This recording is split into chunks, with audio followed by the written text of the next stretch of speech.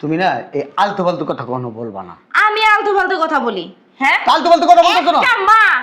একটা মা, এই মাটারে তোমরা মিলেমিশে খাও। পুরুষ কেমন সন্তান? হ্যাঁ, আমার ঘরে তো একটা হইছে, তাই না? 2 দিন পরে বিয়া কইরা যখন বউ নিয়ে আইবো, তখন তো আমারও এরকম কইবো যে মায়েরে বৃদ্ধাশ্রমে দিয়ে আসো। ফোন দিতেছে, তারা নেয় না কেন? তারা না নিলে তুমিও খাওয়াইতে পারবা, কি পড়াইতে পারবে না? তুমি বিপদের ভিতরে আসো। তোমার সন্তানে কি শিখবো তোমার কাছ থেকে? হ্যাঁ, কয়েকদিন পরে যখন আমরা বুড়া হয়ে যাবো না, তোমার পোলায় না এই সেম এই কাজটাই আমারে লাত্তি মেরে বাই করে দেবে, তোমারে বৃদ্ধাশ্রমে দিয়ে আসবো। বলবো কি যে আমার বউ যেটা বলবো ওইটাই হইব। আজকে শুক্রবার, তোকে কইলাম আইতে, তোরা আইলি না।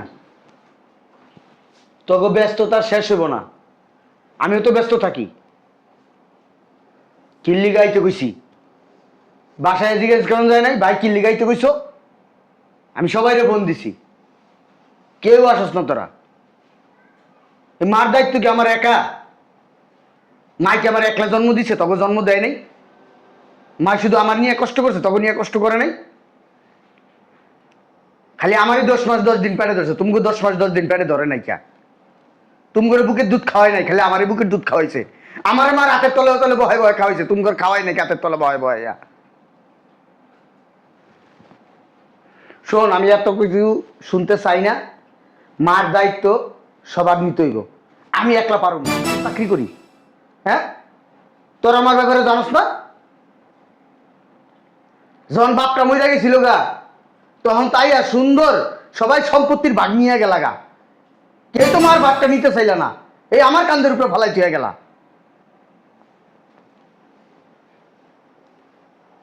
কি রে বাবা, আমি এত কথা শুনতে রাজি নাই।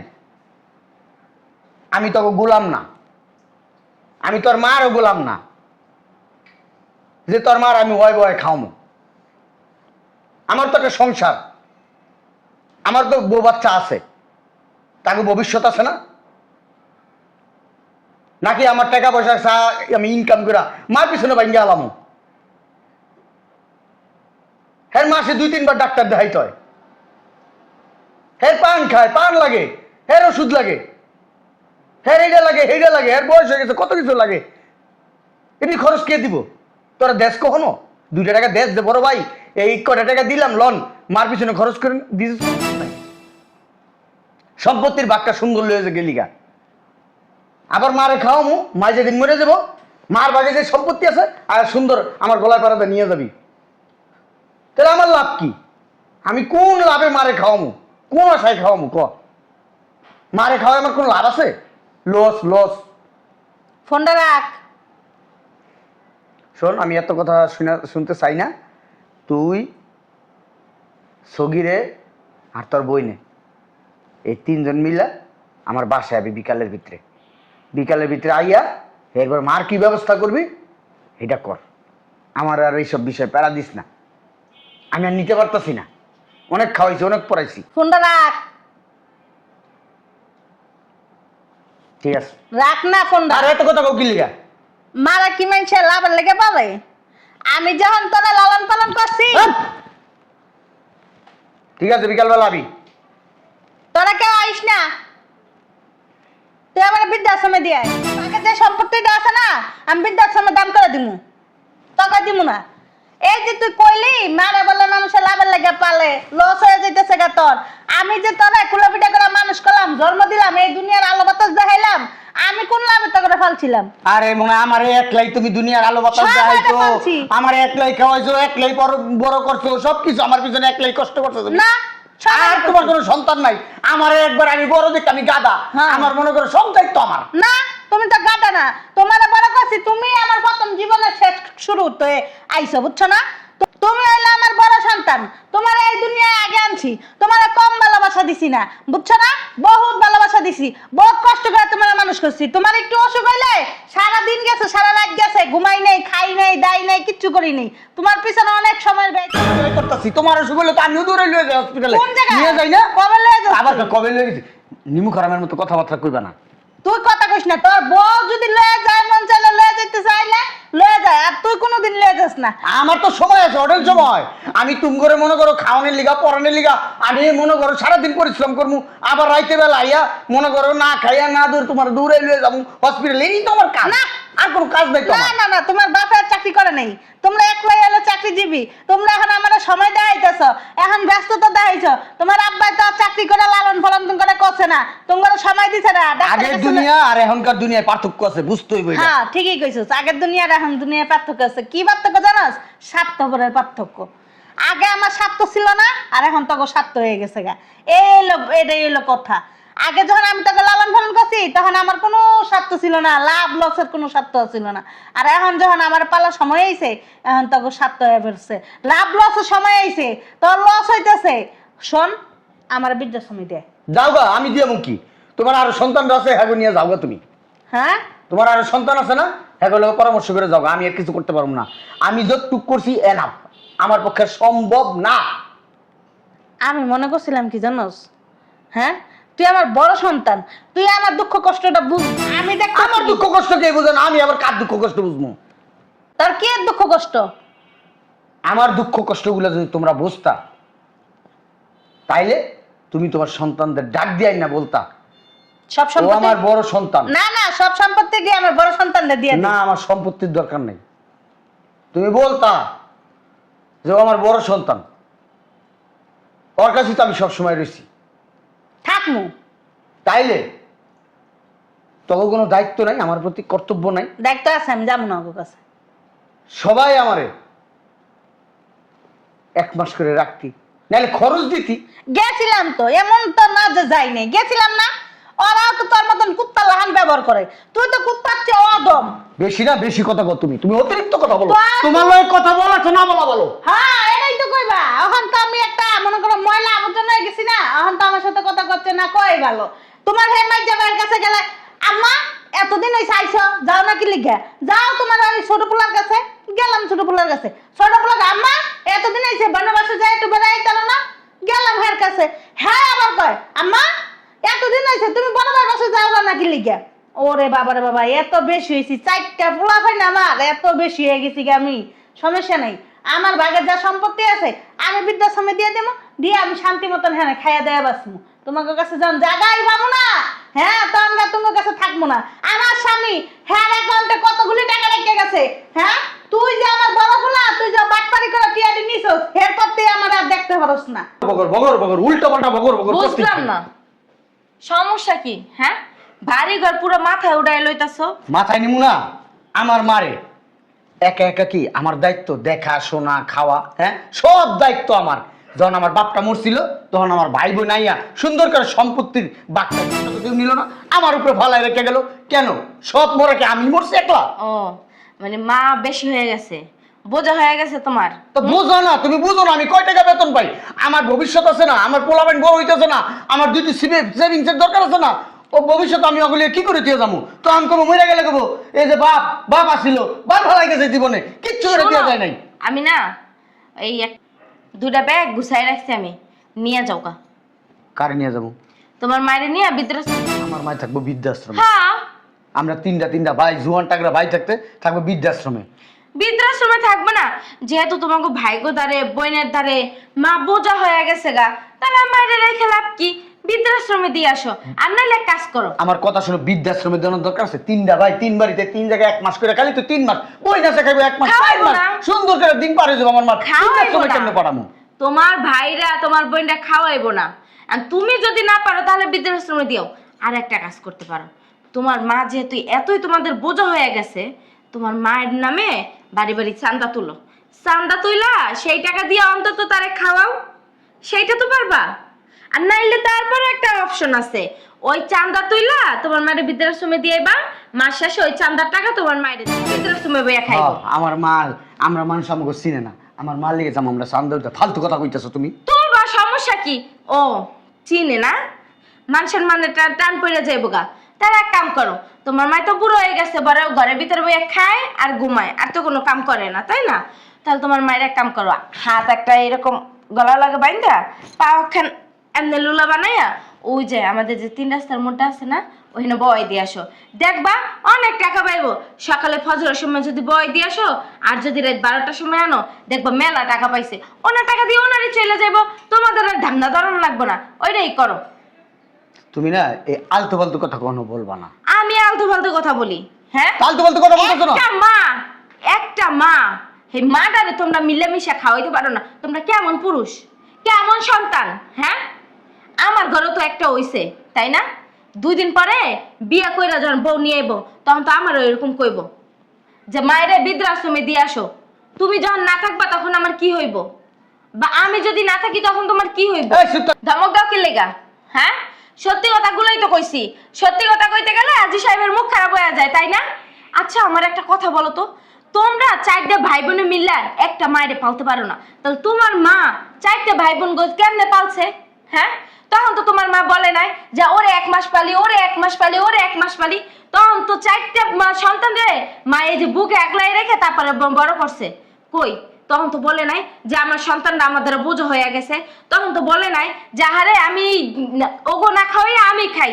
তখন মা উল্টা মনে বলছে কি জানো, যে আমি না খাইয়ে আমার সন্তানরে খাওয়াই বড় করি, মানুষের মতো মানুষ করি, বড় হয়ে জানো ভবিষ্যতে যেন আমারে দেখতে পারে। আর তোমরা কি করতেছো? হ্যাঁ, 4টা ভাই বোনে মিলে কি করতেছো? মায়েরা বোঝা বানায় দিছো। বোঝা হয়ে গেছে গা তোমাকে দ্বারে। হ্যাঁ, যেই মায় তোমাদের 10 মাস 10 দিন গর্ভে রেখা জন্ম দিয়া লালন পালন কইরা সুশিক্ষায় শিক্ষিত কইরা এত দূর আনছে, আর হেই মায়েরে আজকে তোমরা বোঝা ভাবতাছো। লজ্জা লাগে না তোমাদের? হ্যাঁ, তোমাদের মতো সন্তান জন্ম দেওয়ার চেয়ে না যদি কয়টা কলা গাছ জন্ম দিত না, তাহলেও মনে হয় বছরের শেষে একটা কলা দিত, তাও ওই বেডি বেচছে কিনা খাইতে পারতো। তোমাদের মতো সন্তান কুসন্তান জন্ম না দিয়ে সে সে সে সে তোমাদের মানে ভাবতে অবাক লাগে। আমারও তো ভাই আছে, কই আমার ভাই বউ তো কখনো এরকম করে না। আমার ভাই তো এমন বলে না যে মা বোঝ হয়ে গেছে, আরো আমার ভাইয়ের বউ আমার মায়ের মাথায় তুলে রাখে। আমার তো বাপ নাই, আমার মা কেমনে চলে? হ্যাঁ, ভালো হও। তোমার মতো একটা পুরুষের সাথে বিয়ে বয়ে না আমার জীবনে ভালো লাগে এমন করে। কি করবো? হ্যাঁ, ইনকাম তো কম, খেস খেস কি এমনি করি? আমার অবস্থা হচ্ছে নুন আনতে পান্তা ফুরায়। মাসে 20,000 টাকা এই বাড়ি ভাড়া, সংসার খরচ আছে মাসে 30,000 টাকা, 20,000 30,000 50,000, আর থাকে 10,000।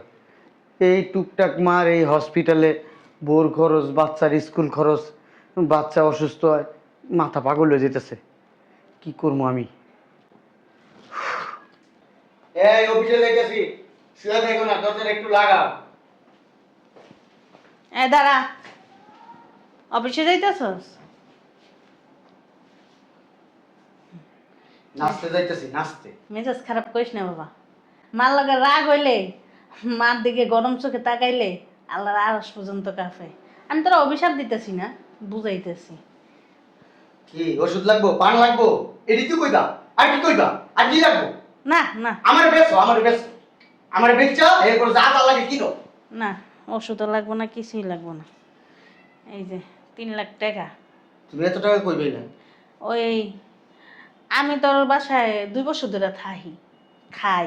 তুই আমার অনেক কিছু আইনা দেস, পান সুপারি আইনা দেস, ওষুধ আইনা দেস, কাপড় আইনা দিছিলি 2 বছর আগে 2টা। হ্যাঁ, এখন মনে করে এই যে এই টাকাটি দেখতেছিস, এই টাকাটি তোর আব্বা মারা যাওয়ার সময় আমার কাছে দিয়ে গেছিল, আর কইছিল যে আমার বড় সন্তান যদি কখনো বিপদে পড়ে তুমি ওর এই টাকাটি দিও। তখন আমি দেখলাম যে তুই অনেক বিপদে আসোস, অনেক বিপদে আসোস। আমারে নিয়া তুই অনেক বিপদে পড়ে গেছিস গা। আমার পিছনে তোর কত টাকা নষ্ট হয়েছে, তোর লস ছাড়া লাভ হয়নি। রুম ভাড়া নিছস, একটা রুম আমি দখল করে নিয়েছি।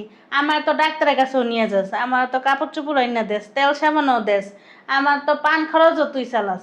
সব কিছু হিসাব করে দেখলাম যে তুই আমার পিছনে অনেক টাকা খরচ করছিস। এর লেগে আমি তোর এই যে 3 লাখ টাকা দিলাম বাবা। আমি যা খাইছি, তোর যা লস করছি, এই 3 লাখ টাকার ভিতরে মনে হয় যে হইয়া যাইব। বাবা, আমি তোমার আর জ্বালাইতেও চাই না, কষ্ট দিতে চাই না। তুমি তাহলে থাকো বাবা, আমি যাইতেছি গে। আম্মা দাঁড়ান। তুমি আবার ডাকো কে বৌমা? আমি তো তোমাকে সব ঋণ শোধ করে দিছি। আমি তো এতদিন তোমাকে মাথার বোঝা আছিলাম, খাইছি দাইছি ঘুমাইছি, আর কোনো চিন্তা ভাবনা ছিল না, কোনো কাজ কাম করি নেই। আপনার ছেলের ঋণ তো শোধ কইরা গেলেন, এই মায়ের ঋণ শোধ করে যাবেন না? আম্মা, আমার শ্বশুরে মারা গেছে 2 বছর হয়ে গেছে। এই 2 বছর ধরে আপনি আমার কাছে থাকতাছেন, খাইতাছেন, আপনার সেবা যত্ন করতাছি। কখনো কি কোনো বিষয় নিয়ে আপনি কোনো ভুল পাইছেন, কোনো অন্যায় পাইছেন? পান নাই। তাহলে আপনি আমার কাছে ঋণী না? আপনি আমার ঋণ শোধ করে যাবেন না? বৌমা, তোমার ঋণ শোধ করার না সামর্থ্য আমার নাই। আমি তোমার পারমো খালি মনে করো 2 হাত বইরা তোমার দোয়া করে দিতে।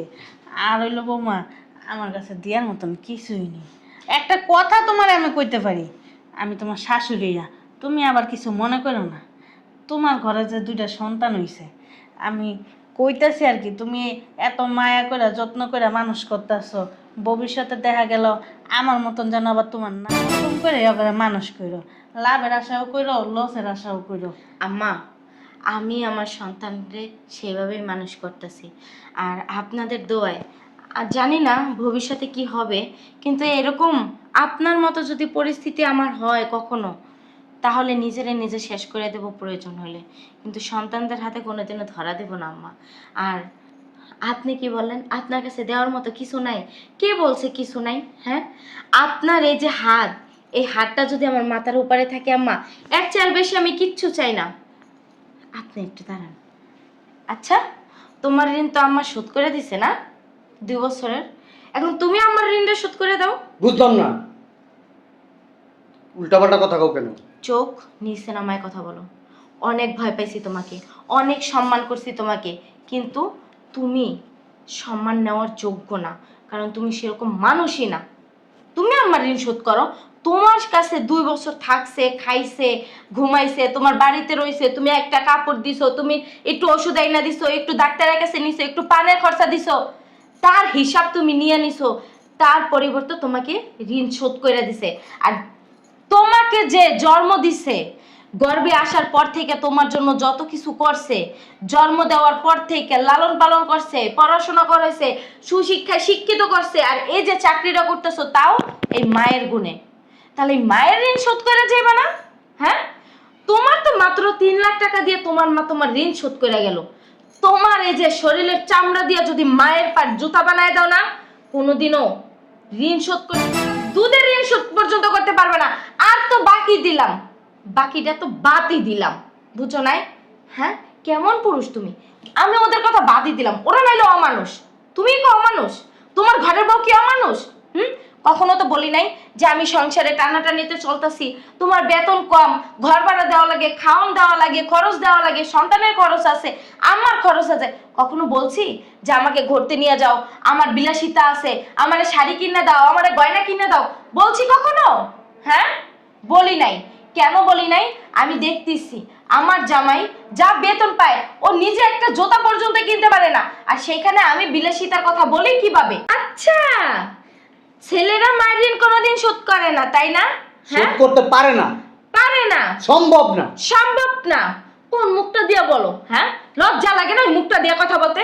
তোমরা যদি মায়ের ঋণ শোধ করতে না পারো, তাহলে মায়েরা কিভাবে বাসা থেকে বের করে দাও? হ্যাঁ, তখন মনে পড়ে না যে মায়ের ঋণ কোনোদিন শোধ করতে পারবো না? হ্যাঁ, যখন জন্ম দেয়, যখন পেটে রাখে, যখন লালন পালন করে বড় করে, সুশিক্ষায় শিক্ষিত করে, নিজে না খাইয়া তোমাদেরকে খাওয়ায়, মুতা জায়গায় নিজে থাকে আর শুকনা জায়গায় তোমাদের মনে থাকে না, তখন তো মা বলে না যে বাবা আমার ঋণ শোধ করে দে, নাইলে আমি তোদের ঋণ শোধ করে দিই, তোরা দূরে দূরে চলে যা। তখন তো মা বলে না, তখন এই বুকের ভিতরে আগলায় রাখে। কেমন পুরুষ তুমি! তোমার তোমার সংসারে টানাটানি চলে, আমি তোমারে স্যাক্রিফাইস করি না? হ্যাঁ, আমারে যতটুকু পারি ততটুকু তোমারে স্যাক্রিফাইস করে না? ওনার যতটুকু দরকার তার চেয়েও তুমি 3 ভাগের 1 ভাগ দাও। কেন? উনিও দেখে যে আমার ছেলে সমস্যার ভিতরে আছে, আমার ছেলে কষ্টের ভিতরে আছে, আর তুমি কি করো? 2 দিন পর পর এই পোলার দ্বারে, মা কথা বলেন না, 2 দিন পর পর এই পোলার দ্বারে, ওই পোলার দ্বারে, ওই পোলার দ্বারে, ওই মাইয়ের দ্বারে। কেন? মা কি জানো? মা হইলো জান্নাত, সন্তানের জান্নাত। আর এই মা যদি তোমার ঘরে থাকে, কোনোদিনও তোমার আয় উন্নতি কমবে না। তুমি একটা কথা মনে রাখো, এই মা যদি তোমার এই ঘরের চৌকাট পাড়ায় ওই পাশে যায় না, অধপতন শুরু হয়ে যাব। কেন জানো? এই মা যখন এই চৌকাট পাড়ায় এই ঘরের ভিতরে ঢুকছে না, আল্লাহর রহমত ঢুকছে। এই মা আসার পরে তোমার সব জিনিসে বরকত বাড়ে, সব জিনিসে নিয়ামত বাড়ে। তোমার বেতন ছিল কত? হ্যাঁ, তখন তো আমরা ছিলাম একটা টিনের বাসায়। তখন তখন তোমার বেতন ছিল মাত্র 20,000 টাকা, আর এখন তোমার বেতন 60,000 টাকা। তাহলে মা আসার পরে তোমার ঘরের ভিতরে আয় উন্নতি বাড়তেই রয়েছে। তুমি কি সেটাও বুঝো না? বৌমা। সেটাও বুঝো না তুমি? হ্যাঁ, তুমি এই ঘরের লক্ষ্মী, তুমি লাথি মাইরা ঘর থেকে বের করে দিতাছো। হ্যাঁ, তোমার কাছ থেকে তোমার পোলাপাইনে কি শিক্ষা নিব যে আমার বাবা আমার দাদির লগে এমন করতেছে, লাথি উষ্টা দিয়ে বাই করে দিতেছে, আমার চাচার দ্বারা ফোন দিতেছে, আমার ফুপুর দ্বারা ফোন দিতেছে, তারা নেয় না কেন? তারা না নিলে তুমিও খাওয়াইতে পারবে না, তুমি পড়াইতে পারবে না, তুমি বিপদের ভিতরে আসো। তোমার সন্তানে কি শিখবো তোমার কাছ থেকে? হ্যাঁ, কয়েকদিন পরে যখন আমরা বুড়া হয়ে যাবো না, তোমার পোলায় না এই সেম এই কাজটাই করবে, আমারে লাথি মাইরা বাই করে দেবে, তোমারে বৃদ্ধাশ্রমে দিয়ে আসবো, বলবো কি যে আমার বউ যেটা বলবো ওইটাই হইব। তোমার তোমার ছেলের বউ তো ভালো নাও পড়তে পারে। হ্যাঁ, আমি ভালো দেখে যে সব মেয়েরা ভালো পড়বে এমন তো কোনো মাইনে নাই। আমি সবখানে দেখছি ছেলের বউরা নাকি খারাপ হয়, শাশুড়িকে দুই চোখে দেখতে পারে না, কষ্ট করে সংসার চালাইতে পারে না, নিজের বিলাসিতাটা আগে চালায়। আর আমি তোমার ঘরে আসার পর থেকে কত স্যাক্রিফাইস করছি। হ্যাঁ, তোমার মায়েরে আমি নিজের মা ভাইবা নিছি, আর তুমি কেন পারো না? আমি না এত কিছু চিন্তা করি নাই আম্মা। তুমি আমার জন্ম দিছো, আমার নিয়ে অনেক কষ্ট করছো আম্মা। আমি তোমার বড় সন্তান আম্মা। কে তোমারে খাওয়াইলো, কে না খাওয়াইলো, কে তোমার দেখলো, কে না দেখলো আম্মা, এটি দেখার সময় আমার নাই আম্মা। তুমি বৌমা আমার চোখ খুলে দিছে মা। মা আমার মাফ করে দাও মা, দাও না আম্মা। বাবা ওঠ। আমি বুঝতে পারি নাই আম্মা। আম্মা, ওর হয়ে না আমি আপনার কাছে মাপ চাইতেছি, আপনারে মাফ করে দেন। তুমি যদি মাফ না করো আম্মা, আল্লাহ আমার মাফ করবো না আম্মা। বাবা ওঠ, ওঠ বাবা। দেখেন আম্মা, ও একটা ভুলবশত একটা কাজ করে ফেলাইছে, আপনারে মাফ করে দেন। আপনি মাফ না করলে স্বয়ং আল্লাহ ওরে মাফ করবো না। আপনি হলেন আমাদের ঘরের জান্নাত, আর এই জান্নাত যদি ঘর থেকে বের হয়ে যায় তাহলে তো আমরা দোজখের আগুনে পুড়বো আম্মা।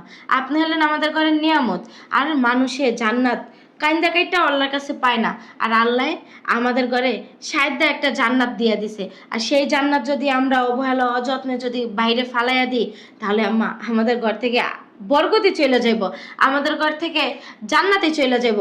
আম্মা, আমি চাই না যে আপনি আমাদের ঘর থেকে চলে যান।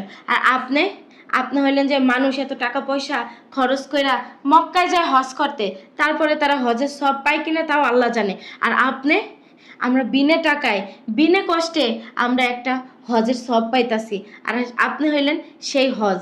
আর আপনাকে যদি ঘর থেকেই বের করে দিই তাহলে কিভাবে হবে আম্মা বলেন? আপনি কোনোদিনও যাওয়ার কথা বলবেন না আম্মা। আপনাকে সেই একটা বিনোদ অনুরোধ আম্মা। আম্মা, এই যে তোমার টাকা, তুমি তোমার টাকা রাখো আম্মা। আমার এই টাকার কোনো দরকার নাই আম্মা। আমি আমার শরীরে রক্ত বেচ্ছাইলো, তোমারে খাওয়ামো, তোমারে রাখমু, তোমার হসপিটালে নিমু, তোমার এই কাপড় চোপড় কিনা দিমু। যদি না পারি না মা, কিডনি বেচ্ছার মা, তাও যদি না পারি না মা, রিক্সা চালামো, দিন মজুরি করে তা চালামো। তাও এই কথা আর মুখ দেখুন না যে মা বেশি হয়ে গেছে গা। তুমি তো আমার জান্নাত। তো ঠিকই কইছে, মানুষ লক্ষ লক্ষ টাকা খরচ করে হজে যায়। হ্যাঁ, হজ কবুল হয় না না হয় আল্লাহ পাক ভালো জানে। অথচ এই হজ আল্লাহ সাথে সাথে কবুল করে নেয়, বিদ্যুৎ গতিতে কবুল করে। তুমি আমার মাফ করে দাও না, আমি বুঝতে পারি না, মাফ করে দাও না মা। আমি মাফ করে দিছি বাবা। তাহলে তুমি ঘরে যাও, আমি অফিসে যাবো। যাও আমার নিয়ে ঘরে যাও। আচ্ছা, যাও, এই তুমি আসার সময় আমার ওষুধগুলো আমি তোমার হোয়াটসঅ্যাপে দিয়ে দেবো, নিয়ে এসো। এটা রাখো তুমি মা, তোমার কাছে আমার লাগবো না মা, আছে টাকা আছে। যাও মা, যাও যাও।